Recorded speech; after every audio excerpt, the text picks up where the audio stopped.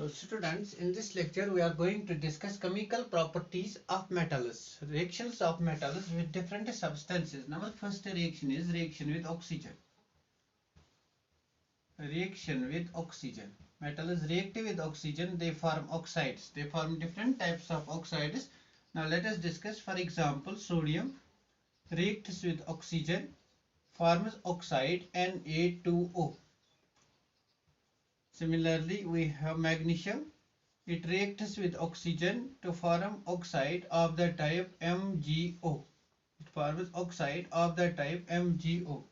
Now what we get from here, group first element is that is lithium, sodium, potassium, rubidium, cesium. Let us denote these elements by M. Let M stands for the metal, and this M, if it reacts with oxygen, they form oxides of the type M2O. Group first elements form oxides of the type M2O. Therefore, lithium forms Li2O, sodium forms Na2O, potassium forms K2O, rubidium forms Rb2O, and cesium forms Cs2O. All elements of group first, they form oxides of the type M2O. Therefore, group first element is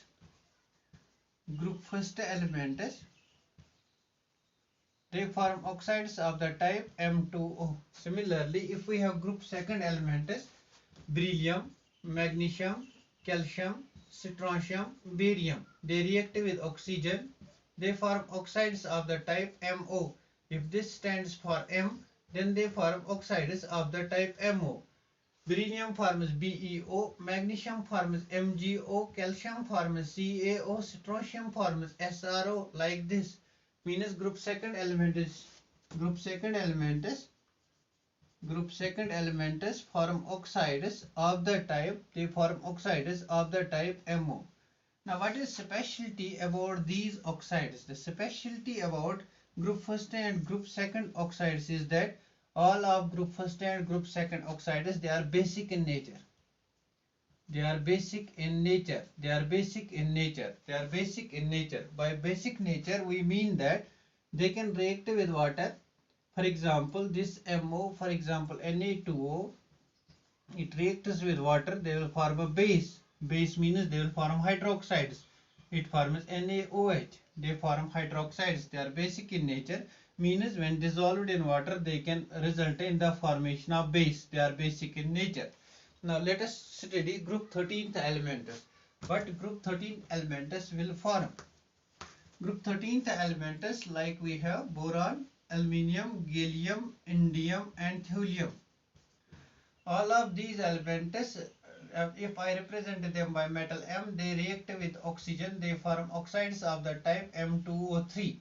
For example, boron forms oxide of the type B2O3. Similarly, aluminium forms Al2O3, Ga2O3, like this. Group 13th elements form oxides of the type Al2O3 or M2O3. These oxides, they are very important. They are amphoteric in nature.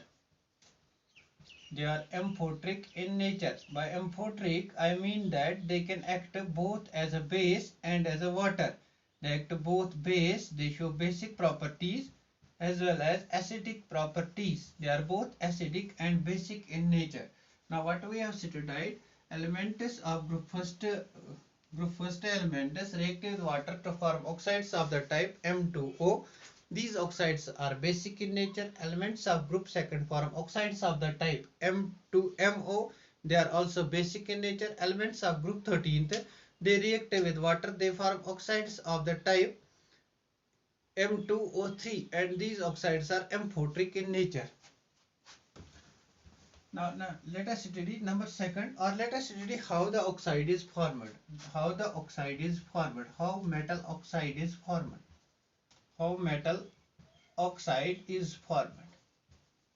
Now we know that metals are the substances which have very low ionization energy, which readily lose electrons. For example, sodium, it's in gaseous state, it gives electrons Na plus, it yields electron. This electron is accepted by oxygen. This electron is accepted by oxygen. Now let us take two sodium atoms. They will yield two electrons. These electrons are accepted by oxygen to form O2 minus. Now these cations and anions then react together, gaseous state and gaseous state. They react together, Na plus and O2 minus. They react together, they form Na2O. This is how the mechanism of oxide formation takes place. For example, let us take formation of magnesium oxide. Magnesium has atomic number 12. First shell contains 2 electrons, and the second shell contains how many electrons? 8, and the valence shell contains 2 electrons. It can lose these 2 valence electrons to form Mg2 plus, and it loses 2 electrons. These 2 electrons, they will react with oxygen, they form O2 minus. Then these two species, cations and anions, they react together, they form metal oxide, MgO. Now what we have studied? We have studied here elements of group first form oxides of the type M2O, elements of group second form oxides of the type MO, group 13th form oxides of the type M2O3. Similarly, transition elements like iron, they form oxides, zinc, they form oxides. We will not discuss them over here in class 10th. Now number second is reaction with water. Second reaction is reaction with water. Reaction with water. Reaction with water. Metal is reactive with water. Metal plus water, they react with water. Group first and group second metals, they react with water. They form metal hydroxides. Metal hydroxides. They form metal hydroxides. For example, sodium is very highly reactive with water. It forms NaOH. Sodium reacts with water, it forms NaOH. Sodium reacts with water, it forms with NaOH. This is highly reactive with water. It reacts even with cold water. Highly reactive elements react with cold water, but less reactive elements react with hot water. Even least reactive elements do not react with water. Similarly, we have calcium. It reacts with water. It forms calcium hydroxide. It forms calcium hydroxide. Plus we get over here, it forms calcium hydroxide. Potassium also reacts with water to form potassium hydroxide. Potassium reacts with water to form potassium hydroxide. Potassium and sodium, they are very highly reactive in water. Therefore, they cannot be stored in water. It is because of very high reactivity of sodium and potassium. They cannot be stored in water. They need to be stored in kerosene. Now, if a question is asked, why sodium or potassium cannot be stored in water? It is because of high reactivity of sodium and potassium. They can react even with the cold water to form metal hydroxides. This is the reaction of metals with water. They can react with water, they form metal hydroxides. It depends upon the reactivity of the metal. The more reactive the metal is, the more is reaction with cold water, and less reactive metal is reactive with hot water. Now on moving from top to bottom, I mean sodium, potassium, rubidium, cesium. This is highly reactive, and the reactivity decreases down the group, means this can react with cold water, this reacts with cold water, and they react with hot water, that is steam. This reacts with steam. Similarly, we have beryllium, calcium, magnesium, calcium, strontium. These react with hot water and these react with steam. Down the group, reactivity with water decreases.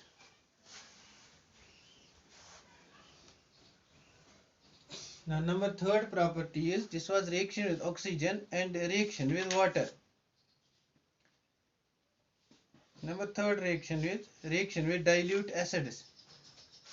Reaction with dilute acids.